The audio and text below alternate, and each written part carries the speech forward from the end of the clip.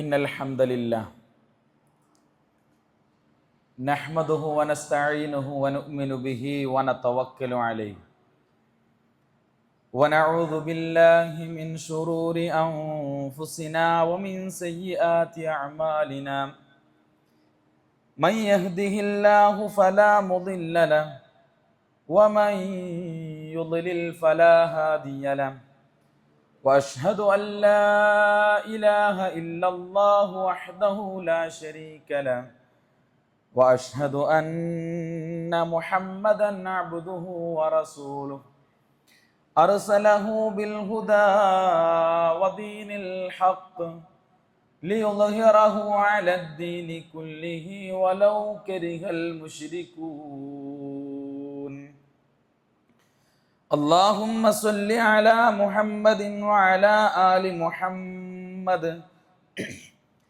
كما صليت على إبراهيم وعلى آل إبراهيم إنك حميد مجيد اللهم بارك على محمد وعلى آل محمد كما باركت على إبراهيم وعلى آل إبراهيم إنك حميد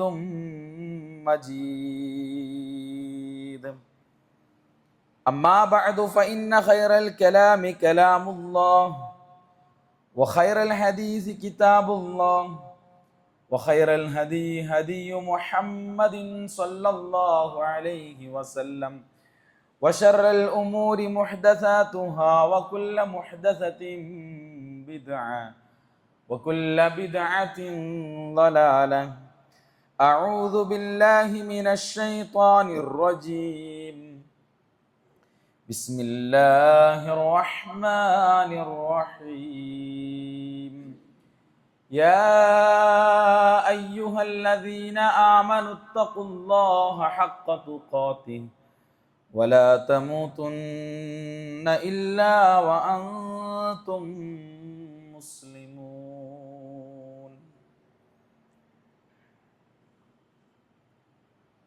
സ്നേഹാദരണീയരായ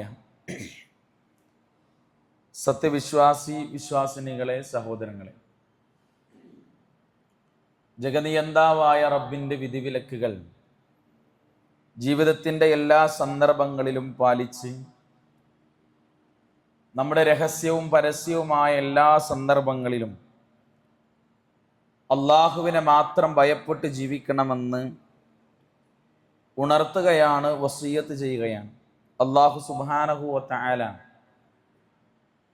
അവൻ്റെ ഉന്നതമായ സ്വർഗത്തിൽ പ്രവേശിക്കുന്ന വിശ്വാസികളിൽ, വിശ്വാസിനികളിൽ നമ്മെ എല്ലാവരെയും ഉൾപ്പെടുത്തി അനുഗ്രഹിക്കുമാറാവട്ടെ. സഹോദരങ്ങളെ, കഴിഞ്ഞ രണ്ടാഴ്ചയിലെ ഖുതുബകളിലൂടെ മഹാനായ പ്രവാചകൻ സല്ലല്ലാഹു അലൈഹി വസല്ലമയോട് വിശ്വാസികൾക്കുള്ള ബാധ്യതയെക്കുറിച്ചാണ് നമ്മൾ ഓർമ്മപ്പെടുത്തിയത്. പ്രവാചകനിൽ അടിയുറച്ച് വിശ്വസിക്കണമെന്നും പ്രവാചകനെ അനുസരിക്കണമെന്നും പ്രവാചകൻ സല്ലല്ലാഹു അലൈഹി വസല്ലമയുടെ ചര്യയെ ജീവിതത്തിൽ മാതൃകയാക്കണമെന്നും അഭിപ്രായ വ്യത്യാസങ്ങൾ ഉണ്ടാകുന്ന വിഷയങ്ങളിൽ പ്രവാചകന്റെ വാക്കുകൾക്ക് സ്ഥാനം നൽകണമെന്നും പ്രവാചകൻ സല്ലല്ലാഹു അലൈഹി വസല്ലമയെ മറ്റാരെക്കാളും സ്നേഹിക്കണമെന്നും വളരെ കൃത്യമായി നമ്മൾ വിശദീകരിക്കുകയും പഠിക്കുകയും ചെയ്തു. പ്രവാചകൻ സല്ലല്ലാഹു അലൈഹി വസല്ലമയെ എങ്ങനെയാണ് സ്നേഹിക്കേണ്ടത് എന്നും ആ സ്നേഹം പ്രകടിപ്പിക്കേണ്ടത് ഏത് രീതിയിലാണ് എന്നും പ്രവാചകൻ സല്ലല്ലാഹു അലൈഹി വസല്ലമയും സഹാബത്തും നമുക്ക് പഠിപ്പിച്ചു തന്നിട്ടുണ്ട്. റസൂലുള്ളാഹി സല്ലല്ലാഹു അലൈഹി വസല്ലം പഠിപ്പിച്ചതുപോലെ മൻ അഹബ്ബ സുന്നതി ഫഖദ് അഹബ്ബനി, ആരാണോ എൻ്റെ സുന്നത്തിനെ ഇഷ്ടപ്പെടുന്നത്, സ്നേഹിക്കുന്നത്, ഫഖദ് അഹബ്ബനി, അവനാണ് എന്നെ ഇഷ്ടപ്പെട്ടത് എന്നാണ്. വമൻ അഹബ്ബനി കാന മഈ ഫിൽ ജന്ന. അങ്ങനെ എൻ്റെ സുന്നത്തുകളെ പിന്തുടർന്ന് എൻ്റെ സുന്നത്തുകളെ സ്നേഹിച്ച് അത് ജീവിതത്തിൽ പ്രാവർത്തികമാക്കി അങ്ങനെ എന്നെ സ്നേഹിച്ചവർ എൻ്റെ കൂടെ സ്വർഗത്തിൽ ഉണ്ടാകുമെന്ന് റസൂലുള്ളാഹി സ്വല്ലല്ലാഹു അലൈഹി വസല്ലം പഠിപ്പിച്ചു. എന്നാൽ പ്രിയപ്പെട്ട സഹോദരങ്ങളെ, പ്രവാചക സ്നേഹമെന്ന പേരിൽ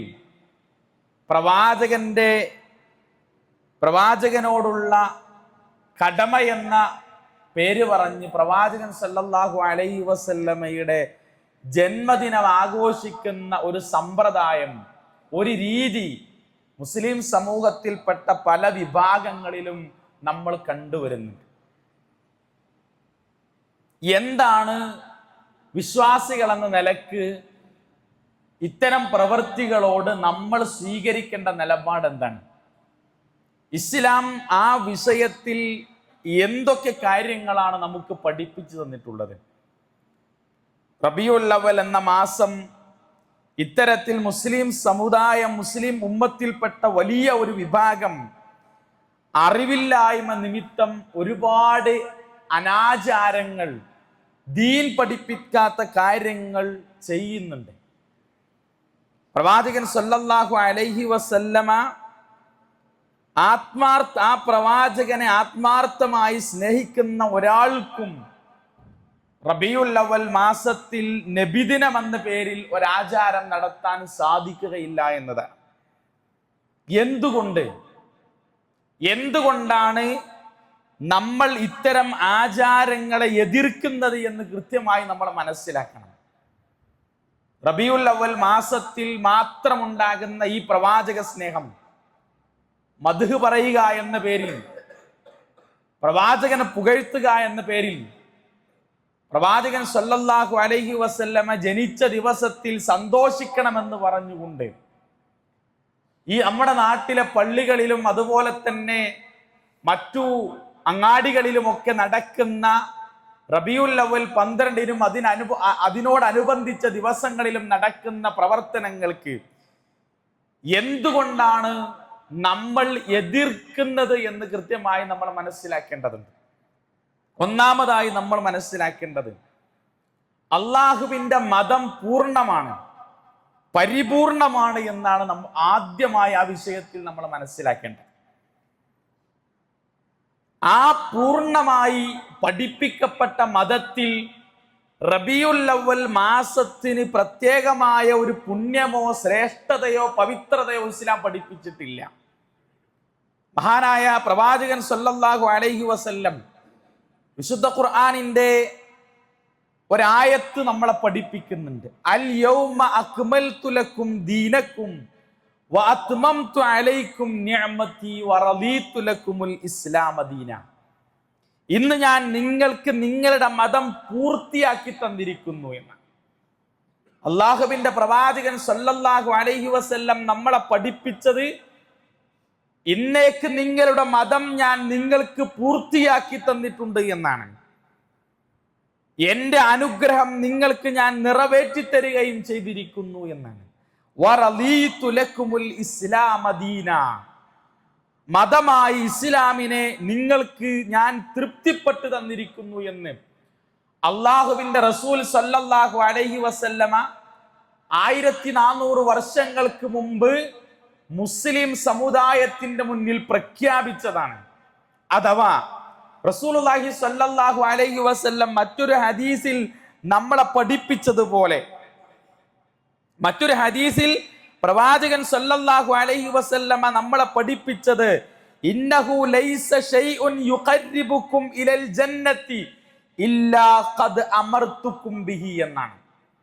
അല്ലാഹുവിന്റെ റസൂൽ സല്ലല്ലാഹു അലൈഹി വസല്ലം പറയാണ്, നിങ്ങളെ സ്വർഗത്തിലേക്ക് അടുപ്പിക്കുന്ന ഒരു കാര്യവും നിങ്ങൾക്ക് പറഞ്ഞു തരാതെ നിങ്ങളുടെ പ്രവാചകനായി ഞാൻ വിട്ടുപോയിട്ടില്ല എന്നാണ്. ഒരു വിശ്വാസിയെ, അള്ളാഹുവിന്റെ ഒരു അടിമയെ സ്വർഗത്തിലേക്ക് അടുപ്പിക്കുന്ന, അവന് സ്വർഗം ലഭിക്കുന്ന ഒരു കാര്യവും പ്രവാചകൻ സല്ലല്ലാഹു അലൈഹി വസല്ലം നമുക്ക് പറഞ്ഞു തരാതെ വിട്ടുപോയിട്ടില്ല എന്നാണ്. വലൈസ ശൈഉൻ യുഖർരിബുക്കും ഇലന്നാരി ഇല്ലാ ഖദ് നഹൈതുക്കും അൻഹു. മാത്രമല്ല നരകത്തിൽ നിന്ന് അകറ്റി നിർത്തുന്ന, നരകത്തിൽ നിന്ന് നമ്മളെ അകറ്റി നിർത്തുന്ന ഒരു കാര്യവും റസൂലുള്ളാഹി സ്വല്ലല്ലാഹു അലൈഹി വസല്ലം പറഞ്ഞു തരാതെ വിട്ടുപോയിട്ടില്ല എന്നാണ്. ഇത്ര കൃത്യമാണ് മതം എന്ന് പറയുന്നത്. അള്ളാഹുവിന്റെ റസൂൽ സ്വല്ലല്ലാഹു അലൈഹി വസല്ലം ഈ 40-ാമത്തെ വയസ്സ് മുതൽ 63-ാമത്തെ വയസ്സ് വരെ 23 വർഷത്തെ പ്രവാചക ജീവിതത്തിൽ നമ്മളെ സ്വർഗത്തിലേക്ക് അടുപ്പിക്കുന്നതും നമ്മളെ നരകത്തിൽ നിന്ന് അകറ്റി നിർത്തുന്നതുമായ സകല കാര്യങ്ങളും, ചെറുതാവട്ടെ വലുതാവട്ടെ, നിസ്സാരമാവട്ടെ ഗൗരവമുള്ളതാകട്ടെ, എല്ലാം പഠിപ്പിച്ചു തന്നിട്ടാണ് റസൂലുള്ളാഹി സ്വല്ലല്ലാഹു അലൈഹി വസല്ലം നമുക്ക് മതത്തെ പൂർത്തീകരിച്ചു തന്നത്. നമുക്ക് മതത്തെ അള്ളാഹുവിന്റെ റസൂൽ സല്ലല്ലാഹു അലൈഹി വസല്ലം പൂർത്തീകരിച്ചു തന്നിട്ടുണ്ട്. ആ മതത്തിൽ, ആ മത നിയമങ്ങളിൽ, ആ പ്രവാചകൻ പഠിപ്പിച്ച ചര്യകളിൽ ഒരു സ്ഥലത്ത് പോലും, ഒരു സന്ദർഭത്തിൽ പോലും റബീഉൽ അവ്വൽ മാസത്തിന് ഒരു ശ്രേഷ്ഠതയും റസൂലുള്ള പഠിപ്പിച്ചു തന്നിട്ടില്ല. പ്രവാചകന്റെ ജന്മദിനം ആഘോഷിക്കണമെന്ന ഒരു ആഹ്വാനമോ ഒരു കൽപ്പനയോ ഒരു വാക്ക് കൊണ്ടോ പ്രവൃത്തി കൊണ്ടോ അംഗീകാരം കൊണ്ടോ പ്രവാചകൻ സല്ലല്ലാഹു അലൈഹി വസല്ലമയുടെ ജീവിതത്തിൽ നമുക്ക് കാണാൻ കഴിയില്ല എന്നതാണ്. അപ്പൊ പ്രവാചകൻ പൂർത്തിയാക്കി തന്ന മതത്തിൽ നബിദിനമെന്ന ആഘോഷം എന്ന ചര്യ എന്ന കാര്യം റസൂലുള്ളാഹി സ്വല്ലല്ലാഹു അലൈഹി വസല്ലമ പഠിപ്പിച്ചു തന്നിട്ടില്ല. അതുകൊണ്ട് വിശ്വാസികൾ എന്ന നിലക്ക് വിശുദ്ധ ഖുർആനോ പ്രവാചക ചര്യകളോ പഠിപ്പിക്കാത്ത ഒരു കാര്യം ചെയ്യൽ ഗുരുതരമായ കുറ്റമായിട്ടാണ് ഇസ്ലാം നമ്മളെ പഠിപ്പിച്ചത്. രണ്ടാമത്തേത്, പ്രാമാണികമായി ഒരടിത്തറയും ഈ വിഷയത്തിനില്ല എന്നതാണ്. ഒന്ന്, ദീൻ പൂർണ്ണമാണ്.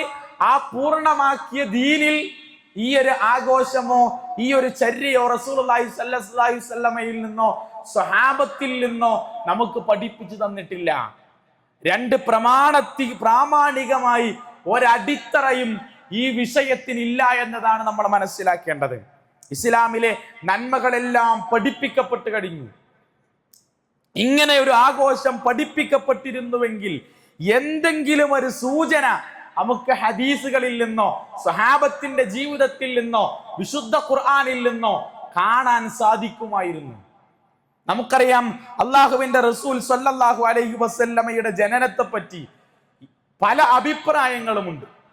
പ്രവാചകൻ ജനിച്ച ദിവസം റബീഉൽ അവ്വൽ 8 എന്നും 9 എന്നും 12 എന്നും അഭിപ്രായമുണ്ട്. മാസത്തിൽ വരെ അഭിപ്രായ വ്യത്യാസങ്ങളുണ്ട്.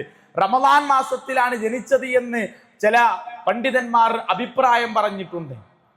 ഈ അഭിപ്രായ വ്യത്യാസമുള്ള ഒരു വിഷയത്തിൽ ഒരാഘോഷം റസൂലുള്ളാഹി സ്വല്ലല്ലാഹു അലൈഹി വസല്ലം നമ്മളെ പഠിപ്പിച്ചിട്ടില്ല. മാത്രമല്ല, പ്രവാചകൻ സ്വല്ലല്ലാഹു അലൈഹി വസല്ലം 23 വർഷം പ്രവാചകനായി ജീവിച്ചു. ഒരു കാരക്കയുടെ കഷ്ണം പോലും റബീഉൽ അവ്വൽ മാസത്തിൽ പ്രവാചകന്റെ ജന്മത്തോടനുബന്ധിച്ച് റസൂലുള്ളാഹി സ്വല്ലല്ലാഹു അലൈഹി വസല്ലം ഒരാൾക്കും നൽകിയിട്ടില്ല. സന്തോഷത്തിന്റെ പേരിൽ ഒരു സ്വഹാബത്തും, പ്രവാചകന്റെ കാലഘട്ടത്തിന് ശേഷം ജീവിച്ച ഒരു സ്വഹാബത്തും, ഖുലഫാഉർ റാഷിദീങ്ങളിൽപ്പെട്ട പ്രമുഖന്മാരായ സ്വഹാബികൾ പോലും അത്തരം ഒരു ചര്യ ജീവിതത്തിൽ ചെയ്തതായി ഒരു വാക്ക് കൊണ്ട് പോലും നമുക്ക് കാണാൻ സാധിക്കുകയില്ല എന്നതാണ്. പ്രമാണത്തിന്റെ ഒരു പിൻബലവും ഈ ഒരു ആഘോഷത്തിന്, ഈ ഒരു മാസത്തിന്റെ ശ്രേഷ്ഠതക്ക് ഇസ്ലാം നൽകിയിട്ടില്ല എന്നതാണ്. നമുക്കറിയാം, വിശുദ്ധ ഖുർആൻ പറഞ്ഞു മാസങ്ങളിൽ 12 മാസങ്ങളിൽ 4 മാസങ്ങൾ പവിത്രമാണെന്ന് പഠിപ്പിച്ചു. ആ പവിത്രമായ 4 മാസങ്ങളിൽ അള്ളാഹുവിന്റെ വിശുദ്ധ ഖുർആനിൽ റബീഉൽ അവ്വൽ കാണാൻ നമുക്ക് കഴിയില്ല. മാത്രമല്ല, പുണ്യമാക്കപ്പെട്ട ദിവസങ്ങളെക്കുറിച്ചും മാസങ്ങളെക്കുറിച്ചും സമയങ്ങളെക്കുറിച്ചും റസൂലുള്ളാഹി സ്വല്ലല്ലാഹു അലൈഹി വസല്ലം ഹദീസുകൾ നമുക്ക് കാണാൻ കഴിയും. വിശുദ്ധ ഖുർആൻ പറഞ്ഞു, ലൈലത്തുൽ ഖദ്രി ഖൈറും മിൻ അൽഫി ശഹർ, 1000 മാസത്തേക്കാൾ ഉത്തമമാണ്, പുണ്യമാണ് ലൈലത്തുൽ ഖദർ എന്ന് പറയുന്നത്. ഒറ്റ രാത്രി 1000 മാസത്തേക്കാൾ പുണ്യമുള്ള രാത്രിയാണെന്ന് പഠിപ്പിച്ചു. ശഹ്റു റമളാൻ അല്ലദീ ഉൻസില ഫീഹിൽ ഖുർആൻ, ഖുർആൻ അവതരിക്കപ്പെട്ട പുണ്യമാക്കപ്പെട്ട മാസമാണ് റമദാൻ എന്ന് പഠിപ്പിച്ചു. പക്ഷേ നമ്മുടെ നാടുകളിലെ പല പള്ളികളിലും പല മദ്രസകളുടെയും മുന്നിൽ കാണുന്നത് പുണ്യ റബീഇന് സ്വാഗതമെന്നാണ്. പുണ്യ റബീഇന് സ്വാഗതമെന്നാണ്. ആരാണ് ആ മാസത്തിന് പുണ്യം കൽപ്പിച്ചത്? ആരാണ് ആ മാസത്തിന് പുണ്യമുണ്ടെന്ന് പഠിപ്പിച്ചത്? അത് പഠിപ്പിക്കേണ്ടത് അള്ളാഹുവിന്റെ റസൂൽ സല്ലല്ലാഹു അലൈഹി വസല്ലമയാണ്. അല്ലെങ്കിൽ പ്രവാചകനിൽ നിന്ന് ദീന് പഠിച്ച് മനസ്സിലാക്കിയ സ്വഹാബത്താണ്. അവരിൽ നിന്ന് റബീഉൽ അവ്വൽ മാസത്തിനോ റബീഉൽ അവ്വൽ 12-നോ പ്രവാചകന്റെ ജന്മദിനത്തിനോ ആഘോഷത്തിനോ ഒരു തെളിവും നമുക്ക് കാണാൻ സാധിക്കുകയില്ല. ഒരു തെളിവും നമുക്ക് കാണാൻ സാധിക്കുകയില്ല. അതുകൊണ്ട് പ്രിയപ്പെട്ട സഹോദരങ്ങളെ, വളരെ കൃത്യമായി ഇത്തരം വിഷയങ്ങളിൽ ശ്രദ്ധ കാണിക്കാൻ നമുക്ക് കഴിയണം. ബലിപെരുന്നാൾ ദിവസത്തെക്കുറിച്ച്, ചെറിയ പെരുന്നാൾ ദിവസത്തെക്കുറിച്ച് ഇസ്ലാം വളരെ കൃത്യമായി പഠിപ്പിച്ചു. ആ ദിവസങ്ങളിലെ ഓരോ സുന്നത്തുകളെ കുറിച്ചും പ്രവാചകനിൽ മാതൃകയുണ്ട്. പ്രവാചകൻ പെരുന്നാൾ നമസ്കാരത്തിന് പോയിരുന്നത് ഒരു വഴിയിലൂടെയും തിരിച്ചു വന്നത് മറ്റൊരു വഴിയിലൂടെയാണെന്ന് വരെ അത്ര നിസ്സാരമായ കാര്യങ്ങളെപ്പോലും റസൂലുള്ളാഹി സ്വല്ലല്ലാഹു അലൈഹി വസല്ലം പഠിപ്പിക്കപ്പെട്ടു. റസൂലുള്ളാഹി സ്വല്ലല്ലാഹു അലൈഹി വസല്ലം നമ്മളെ പഠിപ്പിച്ചു തന്നിട്ടുണ്ട്. പക്ഷേ റബീഉൽ അവ്വൽ മാസത്തിൽ ഏതെങ്കിലും ഒരു ദിവസത്തിൽ ഏതെങ്കിലും ഒരു സമയത്ത് ഒരു ശ്രേഷ്ഠതയോ ഒരു പുണ്യമോ ഒരു പവിത്രതയോ ഒരു പ്രത്യേകതയോ അള്ളാഹുവിന്റെ റസൂൽ സല്ലല്ലാഹു അലൈഹി വസല്ലം നമ്മളെ പഠിപ്പിച്ചിട്ടില്ല. അത് പഠിപ്പിക്കാത്ത കാലത്തോളം മതത്തിൽ ഒരു കാര്യം പുതുതായി ഉണ്ടാക്കാനുള്ള അവകാശം ഒരാൾക്കുമില്ല എന്ന തിരിച്ചറിവ് വിശ്വാസികൾ എന്ന നിലയ്ക്ക് നമുക്കുണ്ടായിരിക്കണം. മഹാനായ പ്രവാചകൻ സല്ലല്ലാഹു അലൈഹി വസല്ലം നമ്മളോട് പറഞ്ഞു, എനിക്ക് ശേഷം നിങ്ങളിൽ ഒരുപാട് അഭിപ്രായ വ്യത്യാസങ്ങൾ ഉണ്ടാകും. ആ സമയത്ത് നിങ്ങൾ സ്വീകരിക്കേണ്ടത് പ്രവാചകന്റെ നിലപാടുകളെയാണ്, പ്രവാചകന് ശേഷമുള്ള സ്വഹാബത്തിന്റെ നിലപാടുകളെയാണ്, അതിനുശേഷമുള്ള താബിഈങ്ങളുടെയും തബഉ താബിഈകളുടെയും നിലപാടുകളെയാണ് എന്ന് റസൂലുള്ളാഹി സ്വല്ലല്ലാഹു അലൈഹി വസല്ലം പഠിപ്പിച്ചു. ഖൈറുൻ നാസി ഖർനി തുമ്മല്ലദീന യലൂനഹും. നബി സല്ലല്ലാഹു അലൈഹി വസല്ലം പറഞ്ഞു, ജനങ്ങളിൽ ഏറ്റവും ഉത്തമരായ ആളുകൾ എൻ്റെ നൂറ്റാണ്ടാണ്, എൻ്റെ സമുദായമാണ്, എൻ്റെ നൂറ്റാണ്ടാണ്. തുമ്മല്ലദീന യലൂനഹും, പിന്നീട് അതിനുശേഷം വന്നവരാണ്. ആ 3 നൂറ്റാണ്ടുകളിൽ ജീവിച്ച ഒരു പണ്ഡിതൻ പോലും ഒരാൾ പോലും ഈ മാസത്തിനൊരു പുണ്യമോ ശ്രേഷ്ഠതയോ പഠിപ്പിച്ചിട്ടില്ല. പ്രവാചകന്റെ ജന്മദിനം ആഘോഷിച്ചതായി ഒരു വാക്കുകൊണ്ട് പോലും സ്ഥിരപ്പെട്ട ഒരു സംഗതി പോലും നമുക്ക് കാണാൻ കഴിയില്ല. പിന്നെ എങ്ങനെയാണ് വിശ്വാസികൾ എന്ന നിലക്ക് നമ്മൾ ഈ ആഘോഷത്തിൽ പങ്കുചേരുക? ഇനി ഇത്തരം ബിദ്അത്തുകൾ, ഇത്തരം ആചാരങ്ങൾ മതത്തിലേക്ക് കൂട്ടിക്കൊണ്ടുവന്നാലുള്ള അപകടങ്ങൾ എന്താണ് എന്ന് വിശ്വാസികൾ എന്ന നിലക്ക് നമ്മൾ മനസ്സിലാക്കേണ്ടതുണ്ട്. ഇത്തരം പ്രവർത്തനങ്ങളെ മതത്തിലേക്ക് പ്രവാചകൻ പഠിപ്പിക്കാത്ത, സ്വഹാബത്തിൽ നിന്ന് മാതൃകയില്ലാത്ത, വിശുദ്ധ ഖുർആനിൽ അള്ളാഹു പഠിപ്പിക്കാത്ത കാര്യങ്ങൾ പിന്നീട് മതത്തിലേക്ക് ഉണ്ടാക്കിയാൽ അതിന് നമ്മൾ പറയാറുള്ളത് ബിദ്അത്ത് എന്നാണ്, പുതിയ കാര്യമെന്നാണ്. മതത്തിലേക്ക് പുതിയ കാര്യങ്ങൾ ഉണ്ടാക്കുക എന്ന്. ബിദ്അത്ത് എന്ന അറബി പദത്തിന്റെ അർത്ഥം മുൻമാതൃകയില്ലാതെ ഉണ്ടാകുന്നത് എന്നാണ്. മുൻമാതൃകയില്ലാതെ ഉണ്ടാകുന്നതിനാണ് ബിദ്അത്ത് എന്ന് പറയുന്നത്. ബദഅ എന്ന പദത്തിൽ നിന്നാണ് അത് ഉണ്ടായിട്ടുള്ളത്.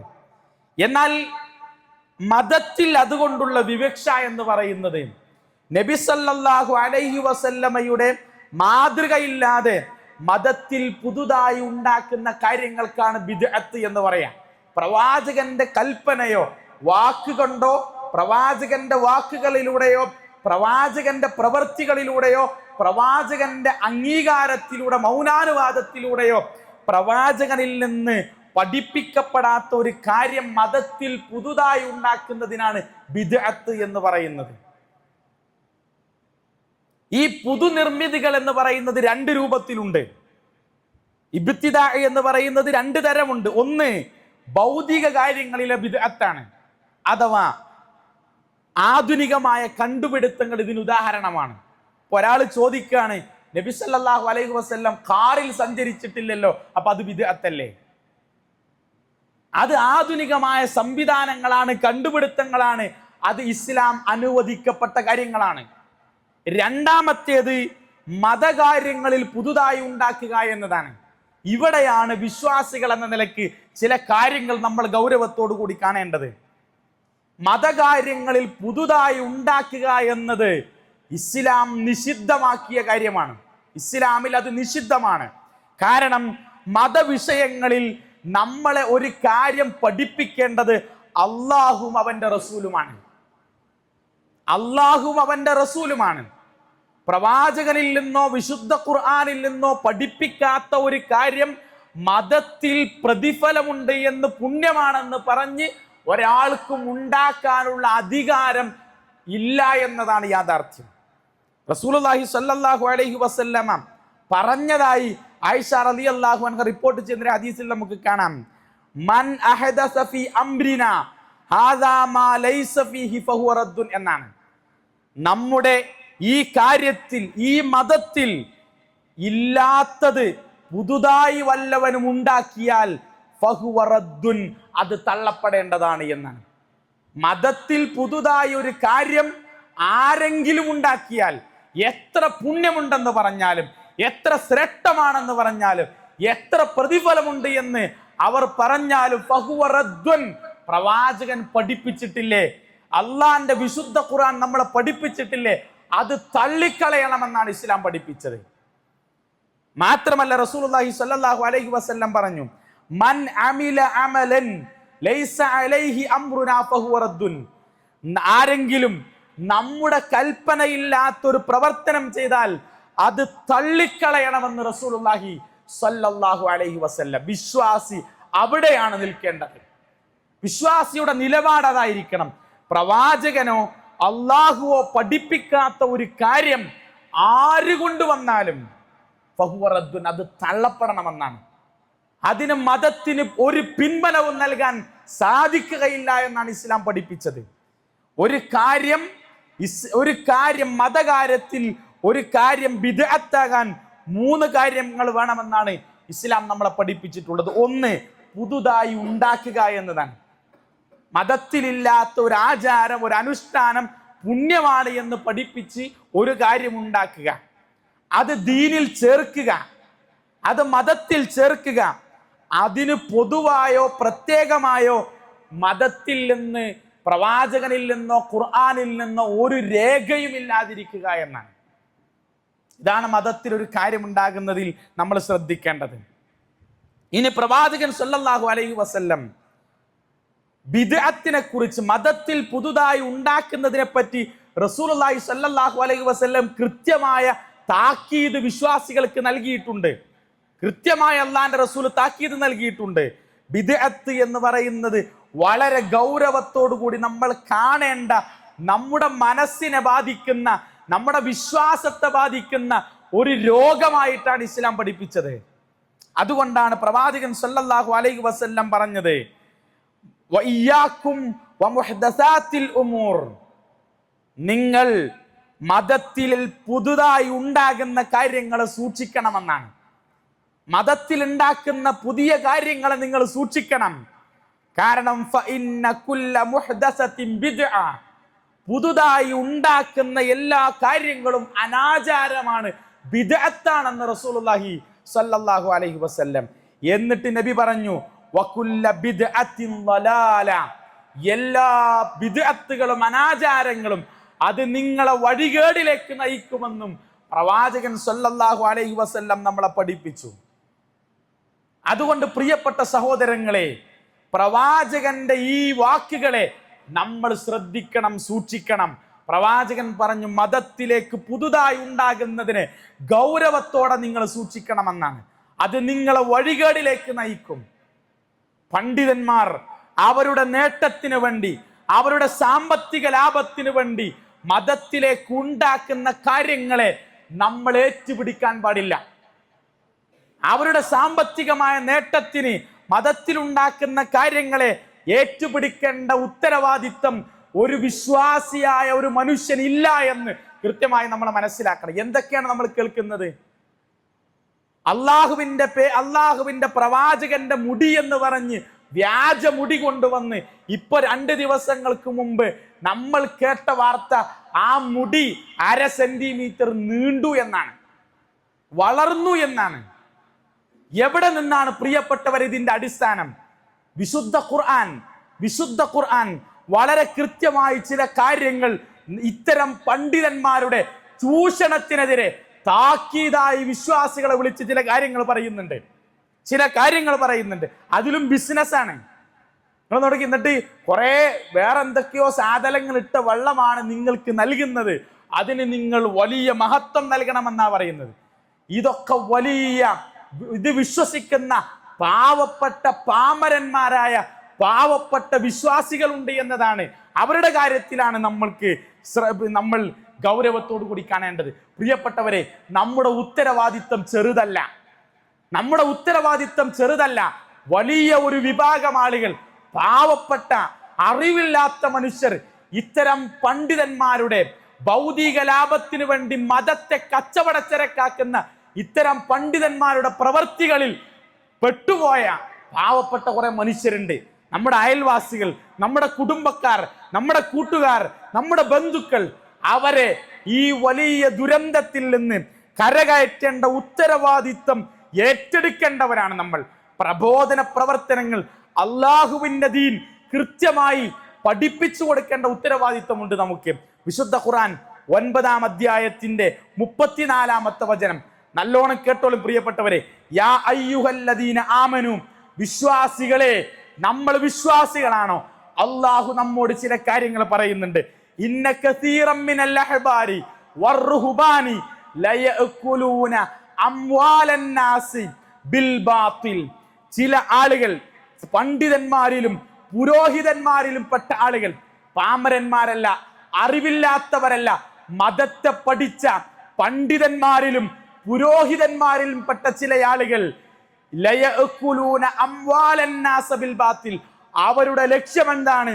ജനങ്ങളുടെ സമ്പത്ത് അന്യായമായി തിന്നുകയും വയസുദ്ദൂന അൻ സബീലില്ലാ, അല്ലാഹുവിന്റെ മാർഗത്തിൽ നിന്ന്, സിറാത്തുൽ മുസ്തഖീമിൽ നിന്ന്, യഥാർത്ഥ പാതയിൽ നിന്ന് നിങ്ങളെ തെറ്റിച്ചു കളയുകയും ചെയ്യുന്ന, നിങ്ങളുടെ സമ്പത്ത് ദീനിന്റെ പേരിൽ തിന്നുന്ന ചില ആളുകളെ സൂക്ഷിക്കണമെന്ന് വിശുദ്ധ ഖുർആൻ നമ്മളെ പഠിപ്പിച്ചു. അത് വിശ്വാസികളെ വിളിച്ചാണ് പഠിപ്പിച്ചത്. അതുകൊണ്ട് പ്രിയപ്പെട്ടവരെ, ഇത്തരം വ്യാജന്മാരെ സൂക്ഷിക്കേണ്ട ഉത്തരവാദിത്തം നിങ്ങൾക്കുണ്ട്. അവർ പണ്ഡിത വേഷധാരികളായിരിക്കും, അവർ മതത്തെ പഠിച്ചവരായിരിക്കും. പക്ഷേ വയസുദ്ദൂന അൻ സബീലില്ലാ, നേരായ മാർഗത്തിൽ നിന്ന്, അള്ളാഹുവിന്റെ വഴിയിൽ നിന്ന് അവർ നിങ്ങളെ തെറ്റിച്ചു കളയുമെന്ന് വിശുദ്ധ ഖുർആനിലൂടെ അള്ളാഹു പഠിപ്പിക്കുന്നുണ്ട്. ഇത് പഠിക്കേണ്ട ബാധ്യത നമുക്കുണ്ട്. അത്തരം ആളുകളെ, അത്തരം പണ്ഡിത പുരോഹിതന്മാരെ സൂക്ഷിക്കേണ്ട ഉത്തരവാദിത്തം വിശ്വാസികളെ നമ്മളിലുണ്ട് എന്ന് കൃത്യമായി നമ്മൾ മനസ്സിലാക്കേണ്ടതുണ്ട്. തീർന്നില്ല. വിശുദ്ധ ഖുർആൻ 33-ാം അധ്യായം 66-ാമത്തെ വചനം മുതൽ അള്ളാഹു പഠിപ്പിക്കുന്ന ചില കാര്യങ്ങളുണ്ട്. യൗമ തുഖല്ലബു വുജൂഹുഹും ഫിന്നാരി, നരകത്തിലേക്ക് അവരുടെ മുഖങ്ങൾ കീഴ്മേൽ മറിക്കപ്പെടുന്ന ഒരു ദിവസം. ആ സന്ദർഭത്തിൽ വിശ്വാസികൾ, ആ സന്ദർഭത്തിൽ നരകാവകാശികളായ ആളുകൾ പറയും, യഖൂലൂന, അവർ പറയും, യാ ലൈതന അത്വഅനല്ലാഹ വ അത്വഅനർ റസൂല, ഞങ്ങൾ അല്ലാഹുവിനെയും അവന്റെ പ്രവാചകനെയും അനുസരിച്ചിരുന്നുവെങ്കിൽ എത്ര നന്നായിരുന്നു എന്ന്. ഇപ്പൊ നമുക്ക് പണ്ഡിതന്മാരുടെ വാക്കുകൾക്കാണ് വിലയെങ്കിൽ വിശുദ്ധ ഖുർആൻ പറയുന്നു, നരകത്തിലേക്ക് വലിച്ചെറിയപ്പെടുന്ന ദിവസം നമ്മൾ പറയും എന്ത്? യാ ലൈതന അത്വഅനല്ലാഹ വ അത്വഅനർ റസൂല, അല്ലാഹുവിനെ അനുസരിച്ചിരുന്നുവെങ്കിൽ, അവന്റെ പ്രവാചകൻ അനുസരിച്ചിരുന്നുവെങ്കിൽ എത്ര നന്നായിരുന്നു എന്ന്. എന്നിട്ട് വഖാലു, ആ നരകാവകാശികൾ പറയും, റബ്ബന, ഞങ്ങളുടെ റബ്ബേ, ഇന്നാ അത്വഅന സാദത്തന വകുബറാഅന വഅളല്ലൂന സബീല, അല്ലാഹുവേ, ഞങ്ങളുടെ നേതാക്കന്മാരെയും ഞങ്ങളുടെ പ്രമുഖന്മാരെയും അനുസരിക്കുകയും അവർ ഞങ്ങളെ നിന്റെ മാർഗത്തിൽ നിന്ന് വഴിതെറ്റിക്കുകയും ചെയ്തിട്ടുണ്ട് എന്നാണ്. അത് അവിടെ പറഞ്ഞിട്ട് കാര്യമില്ല. അത് സൂക്ഷിക്കേണ്ട ഉത്തരവാദിത്തം ഖുർആനിൽ നിന്നും ഹദീസിൽ നിന്നും യഥാർത്ഥ ദീനിനെ പഠിക്കേണ്ട ബാധ്യത ബുദ്ധിയും വിവേകവുമുള്ള വിശ്വാസികളോട് അള്ളാഹു പഠിപ്പിച്ചിട്ടുണ്ട്. വഖാലു, എന്നിട്ട് നമ്മൾ പറയുന്ന വാക്കാണ് റബ്ബന ആതിഹിം ളിഅഫൈനി മിനൽ അദാബി. അല്ലാഹുവേ, ഞങ്ങൾക്ക് ലഭിക്കുന്നതിനേക്കാൾ ഇരട്ടി ശിക്ഷ നീ ഞങ്ങളെ പിഴപ്പിച്ച, ഞങ്ങളെ നിന്റെ മാർഗത്തിൽ നിന്ന് തെറ്റിച്ചു കളഞ്ഞ ആ പണ്ഡിതന്മാർക്ക് നൽകണമെന്ന് നമ്മൾ പരലോകത്ത് വെച്ച് പറയുന്നൊരവസ്ഥ ഉണ്ടാകരുത്. വൽ അൻഹും ലഅനൻ കബീറ, അവർക്ക് വലിയ ശാപമേൽപ്പിക്കണമെന്ന് നാളെ പരലോകത്ത് വെച്ച് ഖേദിക്കുന്ന ദുഃഖിക്കുന്ന ഒരവസ്ഥ വിശ്വാസികളെ, അള്ളാഹുവിനെ അനുസരിക്കുന്നവരെ, പ്രവാചകന്റെ ചര്യ പിന്തുടരുന്നവരെ നമുക്കുണ്ടാകാൻ പാടില്ല. അതുകൊണ്ട് ഇത്തരം കച്ചവട മോഹികളായ ആളുകളുടെ സമ്പത്തിനെ മോഹിച്ച് ദീനിനെ വിൽക്കുന്ന ആളുകളെ ഗൗരവത്തോടുകൂടി സൂക്ഷിക്കാൻ നമുക്ക് സാധിക്കേണ്ടതുണ്ട്. ഇല്ലെങ്കിൽ നമുക്കുണ്ടാകുന്ന അപകടങ്ങൾ വേറെയുണ്ട്. അള്ളാഹുവിന്റെ വിശുദ്ധ ഖുർആനും പ്രവാചകചര്യകളും അത് പഠിപ്പിച്ചിട്ടുണ്ട്. അതുകൊണ്ട് പ്രിയപ്പെട്ട സഹോദരങ്ങളെ, മതത്തിലുണ്ടാകുന്ന ഇത്തരം പുതിയ കാര്യങ്ങളെ സൂക്ഷിക്കാൻ നമുക്ക് കഴിയണം, ശ്രദ്ധിക്കാൻ കഴിയണം. അള്ളാന്റെ റസൂല് പഠിപ്പിച്ച എത്രയോ കാര്യങ്ങളുണ്ട് പ്രിയപ്പെട്ടവര് നമുക്ക് ചെയ്യാൻ, എത്രയോ നന്മകളുണ്ട് നമുക്ക് ചെയ്യാൻ, എത്രയോ ദിക്റുകളുണ്ട് നമുക്ക് ചൊല്ലാൻ, എത്രയോ സ്വലാത്തുകളുണ്ട് നമുക്ക് പ്രവാചകന്റെ പേരിൽ സ്വലാത്തു ചൊല്ലാനുള്ള എത്രയോ സമയം നമ്മുടെ മുന്നിലുണ്ട്. പക്ഷേ ഇതൊന്നും നമ്മുടെ ജീവിതത്തിൽ ഇല്ലാതെ ഒരു മാസത്തിൽ മാത്രം പ്രവാചകൻ പഠിപ്പിക്കാത്ത മാലയും മൗലൂദും ചൊല്ലി, പ്രവാചകനോട് വരെ പ്രാർത്ഥിക്കുന്ന മാല മൗലൂദുകൾ ചൊല്ലി എന്തിനാണ് നമ്മുടെ പ്രവർത്തനങ്ങളെ നഷ്ടപ്പെടുത്തി കളയുന്നത്? എന്തിനാണ് നാളെ പരലോകത്ത് നഷ്ടക്കാരുടെ കൂട്ടത്തിലേക്ക് നമ്മൾ എത്തിച്ചേരുന്നത്? അതുകൊണ്ട് ഇത്തരം പ്രവർത്തനങ്ങളെ ഗൗരവത്തോടുകൂടി സൂക്ഷിക്കാൻ നമുക്ക് സാധിക്കേണ്ടതുണ്ട്. അള്ളാഹു അത്തരം പ്രവർത്തികളിൽ നിന്ന് മാറി നിൽക്കാനുള്ള ഈമാനികമായ മനസ്സ് നമുക്ക് നൽകി അനുഗ്രഹിക്കുമാറാവട്ടെ.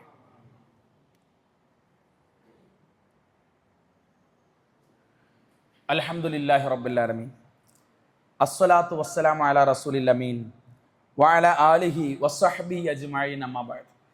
ഒരിക്കൽ കൂടി അള്ളാഹുവിനെ സൂക്ഷിച്ച് അവനെ ഭയപ്പെട്ടുകൊണ്ട് ജീവിക്കണമെന്ന് ഉണർത്തുകയാണ്, വസിയത്ത് ചെയ്യുകയാണ്. അള്ളാഹു അനുഗ്രഹിക്കുമാറാവട്ടെ.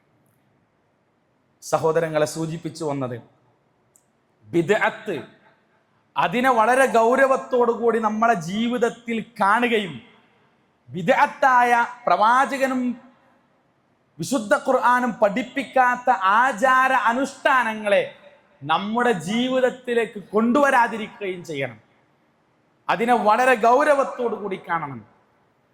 ബിദ്അത്തിന്റെ പരിണിത ഫലങ്ങളെ കുറിച്ച് ഇസ്ലാം നമ്മളെ പഠിപ്പിക്കുന്നുണ്ട്. ഒന്നാമത്തേത്, ബിദ്അത്ത് ചെയ്യുന്ന ആളുകളാണ് നമ്മളെങ്കിൽ കുറെ ബിദ്അത്തുകളുണ്ട്. ഇപ്പൊ നബിദിനം, അതുപോലെ തന്നെ പ്രവാചകൻ പഠിപ്പിക്കാത്ത കുറെ നോമ്പുണ്ട്. മിഅ്റാജ് നോമ്പ് എന്ന് പറഞ്ഞിട്ട് കുറെ, ബറാഅത്ത് എന്ന് പറഞ്ഞിട്ട് കുറെ സംഗതികൾ ഇസ്ലാം പഠിപ്പിക്കാത്ത കാര്യങ്ങളുണ്ട്. മാല മൗലൂദുകൾ, ഒരാൾ മരണപ്പെട്ട് കഴിഞ്ഞാൽ അതുമായി ബന്ധപ്പെട്ട് നടക്കുന്ന ദിക്ർ ഹൽഖകൾ, ഇതിലൊന്നും പ്രവാചകന്റെയോ സ്വഹാബത്തിന്റെയോ മാതൃകയില്ലാത്ത കാര്യങ്ങൾ. ഇത്തരം പ്രവൃത്തികൾ നമ്മുടെ ജീവിതത്തിൽ ഉണ്ടാകുന്ന അപകടങ്ങൾ എന്തൊക്കെയാണ്, പരിണിത ഫലങ്ങൾ എന്തൊക്കെയാണ്? ഒന്നാമത്തേത്, ബിദ്അത്തായ കർമ്മം അള്ളാഹു സ്വീകരിക്കില്ല എന്നതാണ്. ഒരുപാട് ആളുകൾ ഈ മാസത്തിലെ ഇത്തരം പ്രവൃത്തികൾക്ക് വേണ്ടി തന്റെ സമ്പത്ത് ചെലവഴിക്കുന്നുണ്ട്. ഒരുപാട് ആളുകൾ തങ്ങളുടെ സമയം ചെലവഴിക്കുന്നുണ്ട്. ഈ പ്രവൃത്തികളൊന്നും അള്ളാഹുവിന്റെ അടുക്കൽ സ്വീകാര്യതയില്ലാത്തതാണ് എന്ന് തിരിച്ചറിവുണ്ടാകണം. സത്യവിശ്വാസികളുടെ ഏതൊരു കർമ്മവും അള്ളാഹു സ്വീകരിക്കണമെങ്കിൽ രണ്ട് കാര്യം നിർബന്ധമാണ്.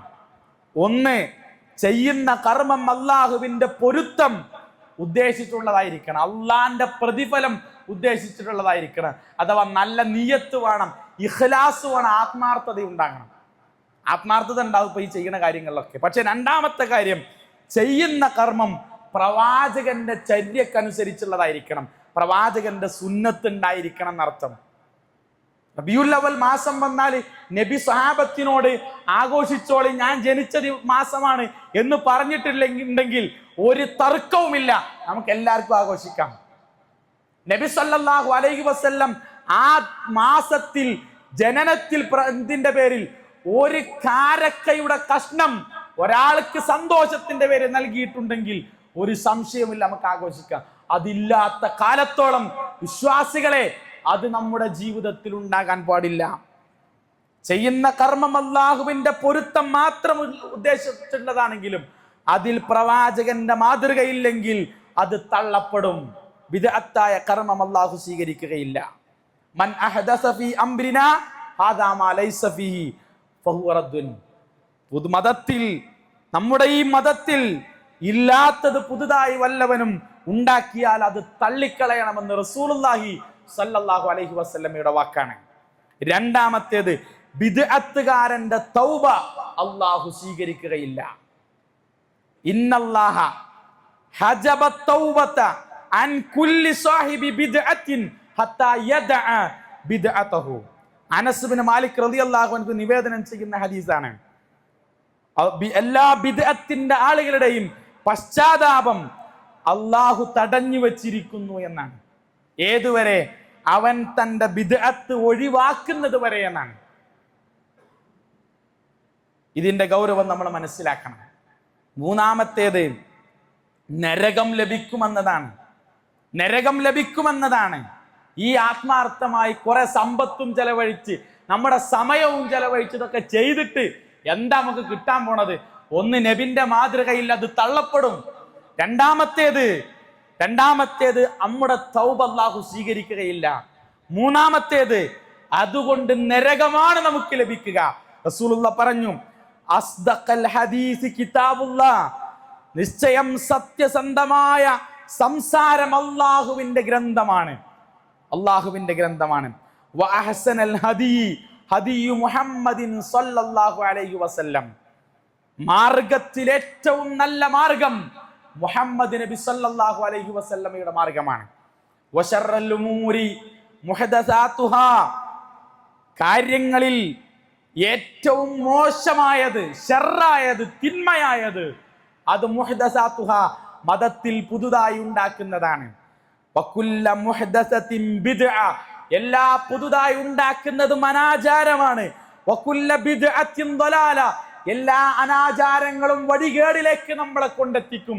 വകുല്ല ദലാലത്തിൻ ഫിന്നാർ, ആ വഴികേട് നമ്മളെ എത്തിക്കുന്നത് അതികഠിനമായ ഭീകരമായ നരകത്തിലേക്കാണെന്ന തിരിച്ചറിവ് നമുക്കുണ്ടാകണം. അതുകൊണ്ട് ഇതിനെ സൂക്ഷിക്കാൻ നമുക്ക് കഴിയണം. ഇനി ഈ നബിദിനം ആഘോഷത്തിനെ പറ്റി ഇതിനെ ന്യായീകരിക്കാൻ വേണ്ടി പാവപ്പെട്ടവരെ, സാധാരണക്കാരെ തെറ്റിദ്ധരിപ്പിക്കുന്ന ഒരു കാര്യമാണ് എന്ത്? ബിദ്അത്തുൻ ഹസനയാണെന്ന് പറയും. അത് നല്ല ബിദ്അത്താണെന്ന് പറയാറുണ്ട്. നല്ല ബിദ്അത്താണെന്ന് പറയാറുണ്ട്.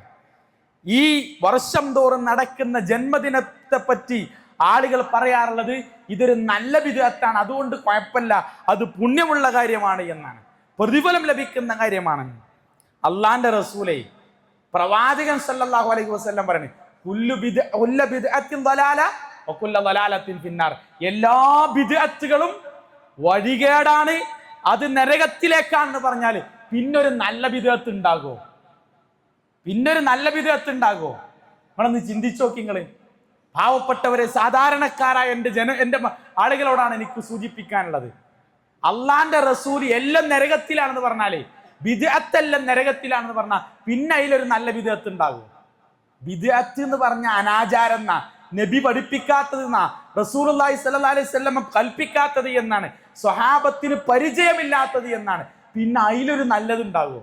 ഇല്ല, അങ്ങനെ ഒരു സംഗതി ഇല്ല. മഹാനായ ഇമാം മാലിക് റഹിമഹുല്ലാഹ് പറഞ്ഞൊരു വാക്കുണ്ട്, മൻ ഇബ്തദഅ ഫിൽ ഇസ്ലാമി ബിദ്അത്തൻ, ഒരാൾ ഇസ്ലാമിൽ, മതത്തിൽ പുതുതായി ഒരു കാര്യമുണ്ടാക്കി, യറാഹ ഹസനത്തൻ, അതൊരു നന്മയായി കണ്ട്, ഏറ്റവും നല്ല കാര്യമാണ്, പുണ്യമുള്ള കാര്യമാണെന്ന് കണ്ട് ഒരാൾ മതത്തിൽ ഒരു കാര്യമുണ്ടാക്കിയാൽ, ഫഖദ് സഅമ അന്ന മുഹമ്മദൻ സല്ലല്ലാഹു അലൈഹി വസല്ലം ഖാന റിസാല, മുഹമ്മദ് നബി തന്റെ പ്രവാചകത്വത്തിൽ, തന്റെ ഉത്തരവാദിത്വത്തിൽ വഞ്ചന കാണിച്ചു എന്നാണ് അവൻ വാദിക്കുന്നത് എന്നാണ്. നമ്മൾ ആലോചിച്ച് നോക്കി, റമദാൻ മാസം പുണ്യമുള്ളതാണെന്ന് നബി പഠിപ്പിച്ചു. ലൈലത്തുൽ ഖദർ 1000 മാസത്തേക്കാൾ ഉത്തമമാണെന്ന് പഠിപ്പിച്ചു. ഇതെല്ലാം രണ്ട് പെരുന്നാൾ ദിവസം ആഘോഷത്തിന്റെ ദിവസങ്ങളാണെന്ന് പഠിപ്പിച്ചു. ഇതൊക്കെ പഠിപ്പിച്ച റസൂല് നബിദിനം ആഘോഷിക്കാൻ പഠിപ്പിച്ചിട്ടില്ലെങ്കിൽ, പുണ്യ റബീഇനെ പഠിപ്പിച്ചിട്ടില്ലെങ്കിൽ, അള്ളാന്റെ റസൂല് പ്രതിഫലം ലഭിക്കുന്ന, സ്വർഗത്തിലേക്ക് അടുപ്പിക്കുന്ന ഒരു കാര്യം നമ്മളോട് പറയാതെ പോയി എന്ന് വാദിക്കേണ്ടി വരൂലേ? അള്ളാന്റെ റസൂല് തന്റെ പ്രവാചകത്വത്തിൽ വഞ്ചന കാണിച്ചു എന്ന് പറയേണ്ടി വരൂലേ? മതം പൂർത്തിയാക്കി തന്ന, സ്വർഗത്തിലേക്ക് അടുപ്പിക്കുന്ന എല്ലാ കാര്യങ്ങളും പഠിപ്പിച്ചു എന്നും നരകത്തിൽ നിന്ന് അകറ്റി നിർത്തുന്ന സകല കാര്യങ്ങളെയും നിങ്ങൾ അറിയിച്ചു എന്നും പഠിപ്പിച്ച റസൂല് ഒരു നബിദിനം, ഒരു റബീഉൽ അവ്വലിന്റെ പുണ്യം പഠിപ്പിച്ചിട്ടില്ലെങ്കിൽ അള്ളാന്റെ റസൂല് ഈ സമുദായത്തോട് വഞ്ചന കാണിച്ചു എന്നല്ല പ്രിയപ്പെട്ടവരെ നമ്മൾ വാദിക്കുന്നത്. എത്ര ഗൗരവമുള്ള വിഷയമാണത്! നിസ്സാരമായി കാണേണ്ട ഒരു വിഷയമല്ലത്.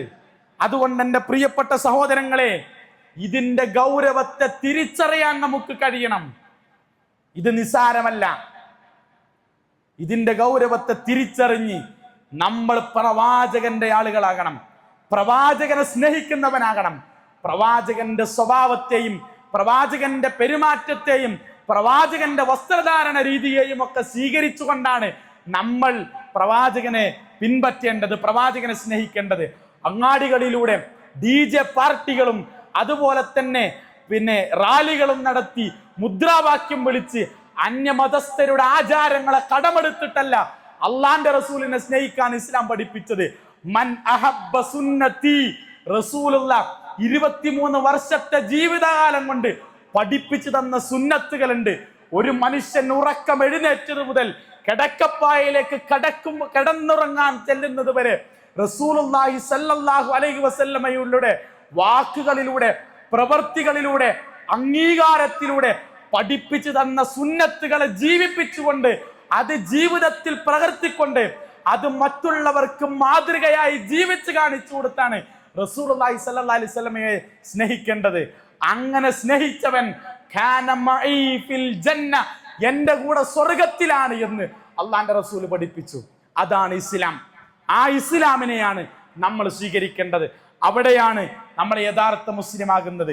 പ്രിയപ്പെട്ട സഹോദരങ്ങളെ, അതുകൊണ്ട് ഈ ആചാരങ്ങൾ, ഇത്തരം അനുഷ്ഠാനങ്ങളെ ഗൗരവത്തോടു കൂടി കാണണം. പണ്ഡിതന്മാരുടെ ഈ ചൂഷണത്തിനെതിരെ ശക്തമായി പ്രതികരിക്കുന്ന ഒരു യഥാർത്ഥ വിശ്വാസിയാകാൻ, പ്രവാചക സ്നേഹിയാകാൻ നമുക്ക് സാധിക്കണം. അള്ളാഹു അനുഗ്രഹിക്കുമാറാവട്ടെ. അള്ളാഹു സുബ്ഹാനഹു വ തആല ഇത്തരം ഷർറിൽ നിന്ന് നമ്മയും നമ്മുടെ സമൂഹത്തെയും കാത്തുരക്ഷിക്കുമാറാവട്ടെ. നമ്മളിൽ ഒന്ന് വന്നുപോയ എല്ലാ ചെറുതും വലുതുമായ തെറ്റുകുറ്റങ്ങൾ അള്ളാഹു പുറത്തു മാപ്പാക്കി തരുമാറാവട്ടെ. നമ്മുടെ ജീവിതത്തിൽ ചെയ്ത എല്ലാ നല്ല സൽക്കർമ്മങ്ങളും, ചെറുതും വലുതുമായ എല്ലാ നന്മകളും അള്ളാഹു സ്വാലിഹായ അമലായി സ്വീകരിക്കുമാറാവട്ടെ. അതുവഴി അള്ളാഹുവിന്റെ ഉന്നതമായ സ്വർഗത്തിൽ, ജന്നാത്തുൽ ഫിർദൗസിൽ ഒരുമിച്ച് കൂടാനുള്ള ഭാഗ്യം അള്ളാഹു നമുക്ക് എല്ലാവർക്കും നൽകി അനുഗ്രഹിക്കുമാറാവട്ടെ.